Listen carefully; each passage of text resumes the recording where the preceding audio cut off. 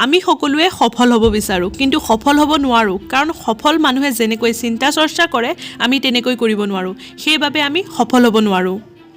আজি আমি এই ভিডিঅ'টোৰ জৰিয়তে কেইটামান সফলতাৰ উক্তি লৈ আহিছো আপোনালোকৰ বাবে আশা কৰো আপোনালোকৰ ভাল লাগিব বহু মানুহৰ জীৱনলৈ ব্যৰ্থতা আহে কিন্তু তেওঁলোকে হাৰ মনাৰ সময়ত উপলব্ধি কৰিব নোৱাৰে যে তেওঁলোক সফলতাৰ কিমান কাষত জীৱন যুঁজত অকলেই আগুৱাব লাগিব আনৰ ওপৰত বিশেষ একো ভৰসা নকৰাই ভাল জীৱনত এনেকুৱা এটা লক্ষ্য নিৰ্ধাৰণ কৰি লওক যিয়ে আপোনাক বিছনাৰ পৰা সোনকালে উঠাবলৈ বাধ্য কৰায় সমস্যাৰ সমুদ্ৰত ডুবি আছা বুলি আতংকিত নহবা সৃষ্টিকৰ্তাৰ ওপৰত আস্থা ৰাখা হয় তোমাক ওপৰলৈ তুলি আনিব নহয় তোমাক সাঁতোৰ শিকাব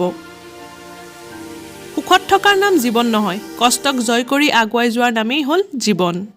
নিজৰ উন্নতিৰ বাবে ইমানেই চিন্তা কৰা আৰু কৰ্ম কৰা যাতে আনৰ বেয়া চিন্তা কৰিবলৈ তোমাৰ হাতত সময় নাথাকে বেছি উপাৰ্জন কৰাজনকে সফল ব্যক্তি কোৱা নাযায় সঠিক শিক্ষাই শিক্ষিত হৈ এজন ভাল মানুহ হোৱা জনকে সফল ব্যক্তি বুলি কোৱা হয় জীৱনত যদি পৰি যোৱা তেনেহলে পথ সলনি কৰিবা সপোন নহয় কাৰণ এজোপা গছেও তাৰ বাট সলনি কৰে ঠাই নহয় যি পাইছা সেইখিনিতে সন্তুষ্ট থাকা অলপ বেছি পাই অহংকাৰ নকৰিবা কাৰণ পোৱাৰ আনন্দ কেইদিনমান থাকে নোপোৱাৰ বেদনা আজীৱন থাকে লক্ষ্যত উপনীত নহলে হতাশ নহবা জীৱনৰ ৰাস্তা কেতিয়াও শেষ নহয় এবাৰ নোৱাৰিলে হাজাৰবাৰ চেষ্টা কৰা নিশ্চয় এদিন জয়ী হ'বা যিমান কঠিন সংঘৰ্ষ বিজয়ৰ আনন্দ সিমান মধুৰ থমকি নৰবা তুমি যিমান ভাবা জীৱনটো তাতকৈ বহু বেছি গতিৰে আগুৱাই গৈ আছে আনৰ ভৰিত পৰি সফল হোৱাতকৈ ভাল নিজৰ ভৰিত থিয় হৈ কিবা কৰা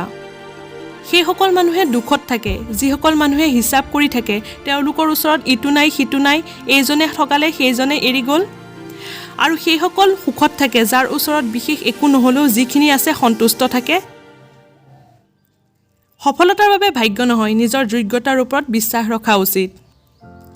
নিজক এনেদৰে গঢ়ি তোলা যাতে যিয়ে তোমাৰ দুখ উলিয়াই আঁতৰি গ'ল তেওঁ এটা সময়ত তোমাক বিচাৰি গোটেই জীৱন পস্তাই থাকে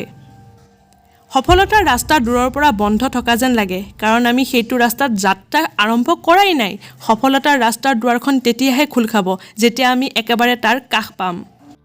ধনবান হ'বলৈ এক এক কণ সংগ্ৰহ কৰিব লগা হয় আৰু সফল ব্যক্তি হ'বলৈ এক এক ক্ষণ সদ উপয়োগ কৰিব লগা হয়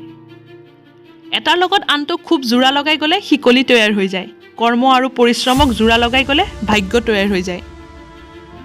যেতিয়ালৈকে আমি অলপ অলপ বুজিব ধৰো যে জীৱনটো কি তেতিয়ালৈকে আমাৰ জীৱন আধা পাৰ হৈ যায় জীৱনটো নিজক বিচৰাৰ বাবে নহয় জীৱনটো নিজক সৃষ্টি কৰাৰ বাবেহে